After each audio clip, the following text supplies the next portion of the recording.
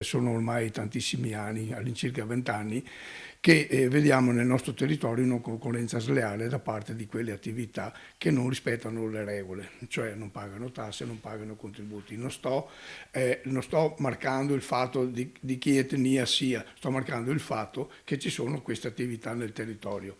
Attività che vengono e florificano perché c'è chi dà il lavoro a queste attività.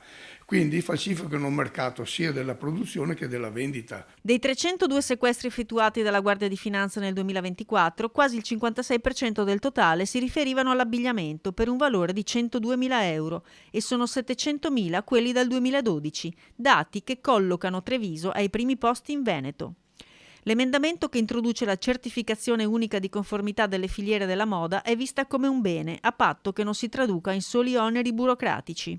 Ottenere tutta l'azienda in regola, giustamente con le norme vigenti, spendono in circa 4-5 mila euro all'anno, quindi spese che vanno a sommarsi. Quindi facciamone una, facciamola bene, facciamola per tutti quanti, troviamo il sistema. Io sono disposto anche che sia l'Agenzia delle Entrate o il fisco o chi volete, la finanza, che me lo faccia, però me ne facciamo uno all'anno che è uguale per tutti. Concorrenza sleale e aggiramento delle regole è stato per anni il leitmotiv di alcuni committenti, anche molto importanti sul mercato nazionale ed internazionale, mettendo in regola magari un solo dipendente su 10.